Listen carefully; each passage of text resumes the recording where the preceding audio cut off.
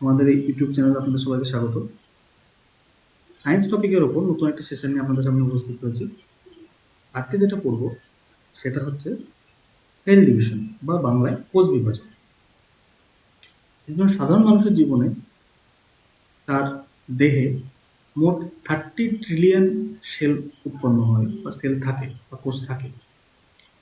তো সেই মানব জীবন শুরু হয় একটা সিঙ্গেল সেল থেকে, যেখানে স্ত্রী গ্যামেট ও পুং গ্যামেট দুটো মিলিত হয়ে একটা জাইগোট তৈরি করে এবং সেই সিঙ্গেল সেল থেকে মানুষ কোষ বিভাজনের মাধ্যমে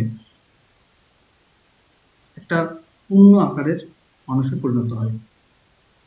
এই জন্য সেল ডিভিশন বা কোষ বিভাজন আমাদের মানব জীবনের বা মানব শরীরের একটা গুরুত্বপূর্ণ অঙ্গ এবং প্রক্রিয়া। তো প্রথমে জেনে নিই কোষ বিভাজন কি।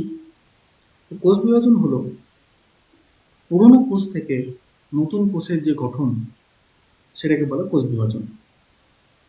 এবং এই ধারণাটি প্রথম নাপোলি বলে একজন বিজ্ঞানী তিনি প্রবর্তিত করেছিলেন এবং 1882 সালে ওয়াল্টার ফ্লেমিং নামে একজন বিখ্যাত বিজ্ঞানী তিনি এই কোষ বিভাজন প্রক্রিয়া তিনি প্রথম পর্যবেক্ষণ করেন।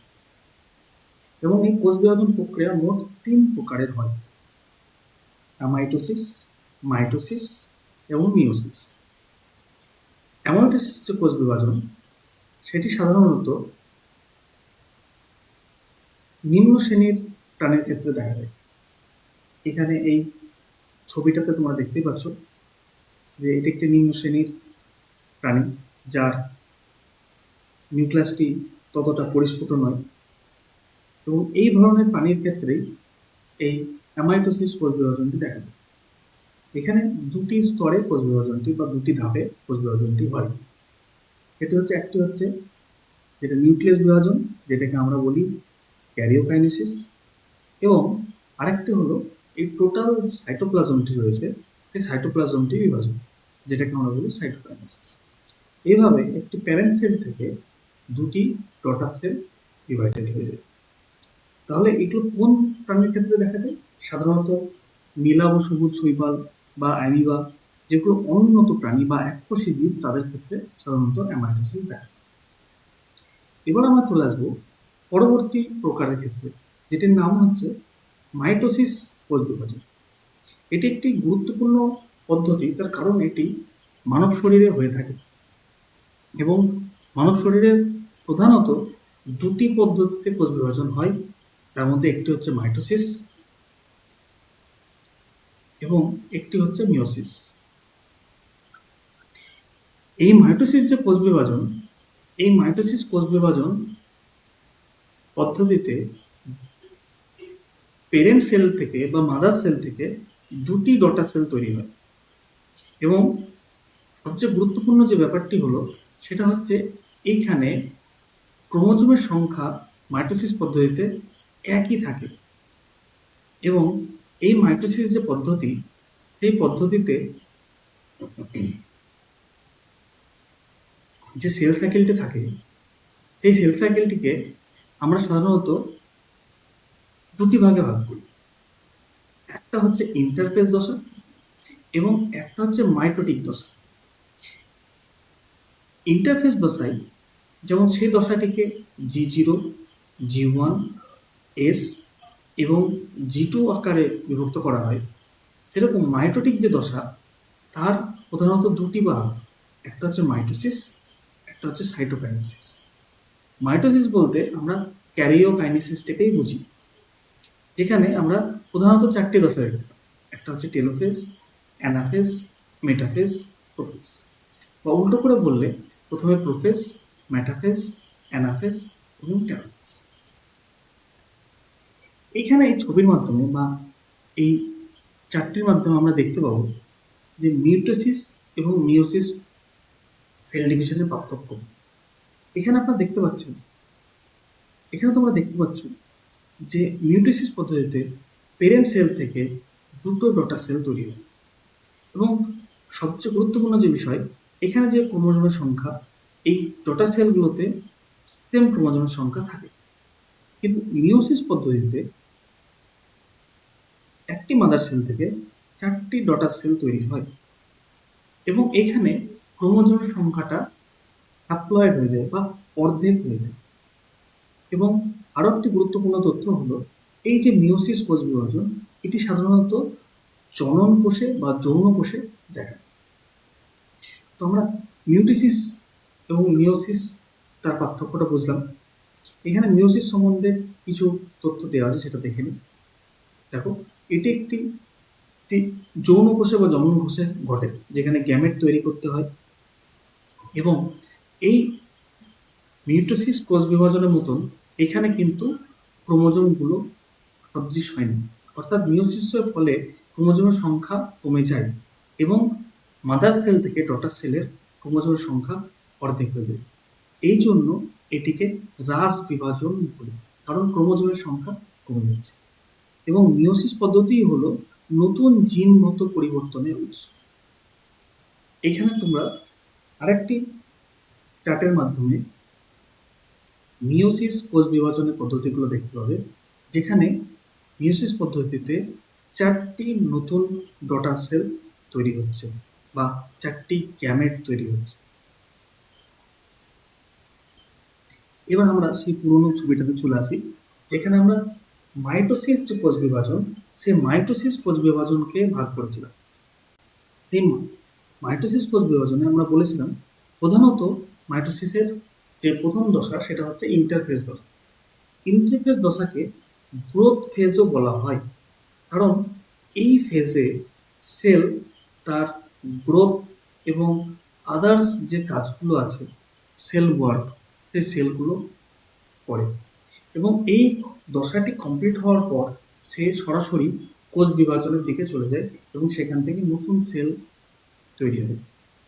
তো এই যে ইন্টারফেজ দশা বা গ্রোথ ফেজ যেটাকে আমরা বলি, এই ফেজটাকে আমরা প্রধানত 3টে ভাগে ভাগ করি। একটা হচ্ছে G1, একটা হচ্ছে S, একটা হচ্ছে G2। এই ফেজটি পরে শুরু হয় মাইটোটিক ফেজ। এবং মাইটোটিক ফেজে আমরা মাইটোসিস, যেটা আমি বললাম যে ক্যারিওকাইনেসিস অর্থাৎ নিউক্লিয় বিভাজন, এবং সাইটোকাইনেসিস অর্থাৎ সাইটোপ্লাজম বিভাজন দেখতে পাই।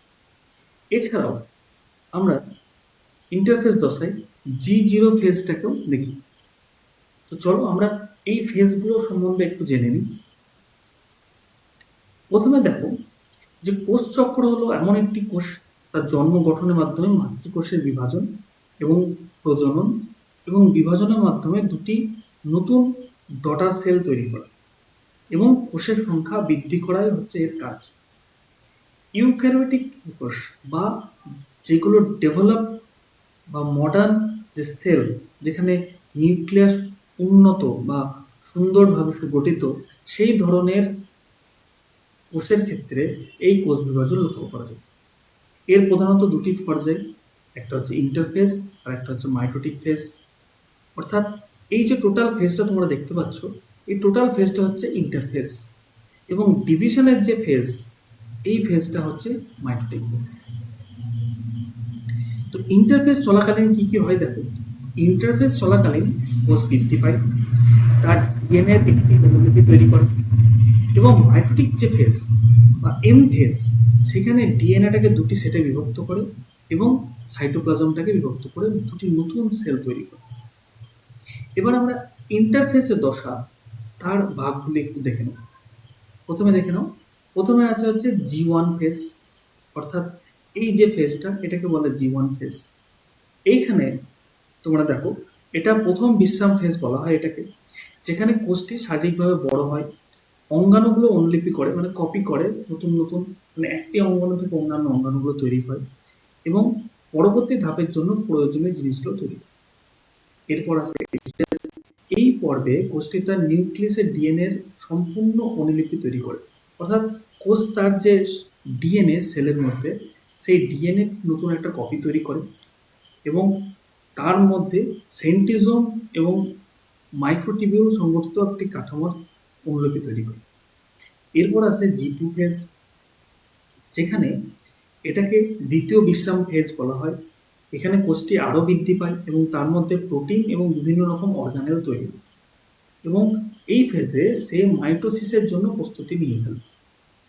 এবং মাইটোটিক যে পর্যায়, সেই পর্যায়ে ডিএনএ অনুলিপি এবং সাইটোপ্লাজম বিভক্ত করে নতুন ডটার সেল তৈরি হয়। এবং এই এম পর্বে বা এই মাইটোটিক পর্বে মাইটোসিস এবং সাইটোকাইনোসিস এই দুটি পর্যায়। প্রথমেই বলেছি এই যে মাইটোসিস তার প্রধানত দুটি পর্যায়।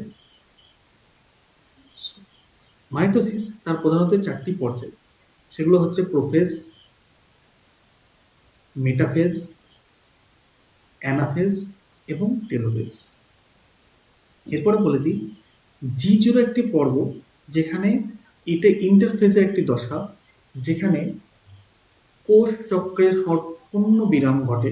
অর্থাৎ নতুন যখন সেল বিভাজনের পর তৈরি হয়, তখন সে যে টোটাল কমপ্লিট রেস্ট অবস্থায় যে সেলটা থাকে, সেই ফেজটাকে বলা হয় G0 ফেজ।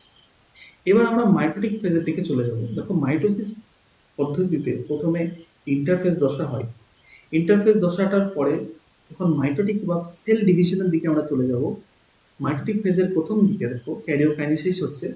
সেই ক্যারিওকাইনেসিসের 4টে দশা, প্রোফেজ, মেটাফেজ, অ্যানাফেজ, টেলোফেজ এবং তারপর আবার ইন্টারফেজ। এইভাবে আমাদের ইন্টারফেজ থেকে চালু করে টোটাল সেল সাইকেলটা এইভাবে চলে। এবার আমরা যে মাইটোসিস যে ফেজ, সেই ফেজের 4টে দশা আমরা একটু গুরুত্ব সহকারে দেখে নেব। প্রথম ফেজটি দেখে নাও। প্রথম ফেজটা হচ্ছে প্রোফেজ। এটা কোষ বিভাজনের প্রথম পর্যায় এবং সবচেয়ে দীর্ঘতম পর্যায়। এটি হতে প্রায় 50 মিনিট সময় লাগে। এবং এখানে দেখো, এখানে ক্রোমোজোমটি স্পিন্ডেল তৈরি করে এবং ক্রোমোজোমের মধ্যে দেখো সিস্টার ক্রোমাটিড তৈরি হয়। মানে ক্রোমোজোমগুলো বিন্যস্ত অবস্থায় সিস্টার ক্রোমাটিডগুলো তৈরি করে ফেলে। এবং এখানে তোমরা দেখতেই পাচ্ছ দুটি সেন্ট্রিওল বিভক্ত হয়ে গেছে বা সেন্ট্রিওলের নতুন অনুলিপি তৈরি হয়ে গেছে। এর পরের ফেজটায় চলে আসবো। এই পরের ফেজটা হচ্ছে মেটাফেজ দশা, যেটা 2 থেকে 10 মিনিটের জন্য স্থায়ী হয় এবং এটি একটি ছোট একটা দশা সেল ডিভিশনের বা কোষ বিভাজনের। এইখানে ক্রোমোজোমের সংখ্যাটা নির্ণয় করা হয়। এখানে দেখতেই পাচ্ছ যে সেন্ট্রিওলগুলো যেগুলো ছিল সেগুলো নিজের পজিশন নিয়ে নিয়েছে এবং ক্রোমোজোমগুলো একটা সারিবদ্ধ অবস্থায় চলে এসেছে সেলের মাঝখানে। এর পরের পর্যায়টি হলো অ্যানাফেজ দশা। এই অ্যানাফেজ দশায় তোমরা দেখতে পাবে এই যে মাঝের যে সিস্টার ক্রোমাটিডগুলো এই সেন্ট্রিওলের মাধ্যমে আলাদা দুই মাঝখান থেকে ভাগ হয়ে গিয়ে আলাদা আলাদা হয়ে গিয়ে সিস্টার ক্রোমাটিডগুলো নিচের সেলের সেন্ট্রিওলের দিকে এরা আস্তে আস্তে সরে যাচ্ছে। এই অ্যানাফেজ দশার পরে চলে আসছে হচ্ছে আমাদের টেলোফেজ দশা। এই টেলোফেজ দশায় অ্যাকচুয়ালি আমাদের বিভাজন বা সেল ডিভিশন সম্পূর্ণ হয়। এখানে তোমরা দেখতেই পাচ্ছ যে সিস্টার ক্রোমাটিডগুলো পুরো আলাদা আলাদা হয়ে গেছে এবং নিউক্লিয়াসটা একটা শেপ নিতে শুরু করেছে।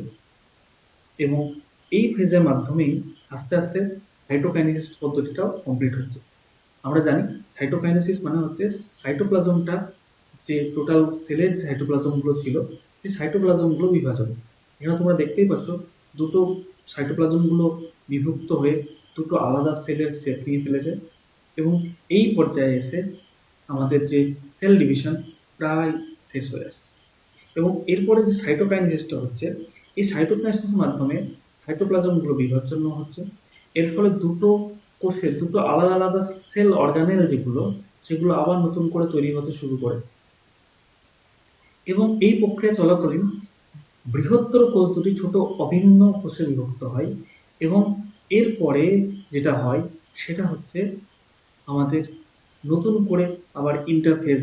অর্থাৎ এই ছবির মাধ্যমে আমরা বুঝতে পারবো যে আমাদের যখন সাইটোকাইনেসিস হয়ে যাচ্ছে, অর্থাৎ সেল ডিভিশন আমাদের কমপ্লিট হচ্ছে, তখন আবার ইন্টারফেজ দশা শুরু হচ্ছে, যেখানে সেল আবার নতুন করে গ্রো করছে, তার ডিএনএ রেপ্লিকেশন করছে এবং মাইটোসিসের জন্য প্রিপারেশন নিচ্ছে। এইভাবে ধীরে ধীরে সেল ডিভিশনের মাধ্যমে একটা পূর্ণ আকৃতির প্রাণী বা মানুষ তৈরি হয়। এবং তোমাদেরকে এটাও বলে রাখি, আমাদের যে শরীর, সেই শরীরে দুই ধরনের সেল ডিভিশন হয়, একটা হচ্ছে মাইটোসিস এবং মিয়োসিস। তার মধ্যে মাইটোসিস তাৎপর্যপূর্ণ এই জন্যই কারণ বহুকোষী জীবের ক্ষেত্রে এটি বৃদ্ধি ও বিকাশে সাহায্য করে, যে কোনো ক্ষত নিরাময় ও মেরামতে সাহায্য করে এবং আমাদের সেলগুলোর মধ্যে ক্রোমোজোমের সংখ্যা বজায় রাখে।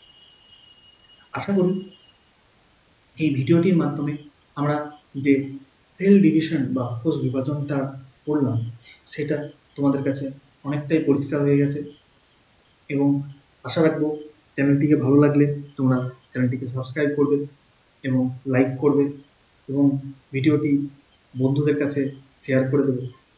তো দেখা হবে আবার নতুন একটি সেশনে তোমাদের সবার সঙ্গে। আজকে এখানেই শেষ করছি। ধন্যবাদ।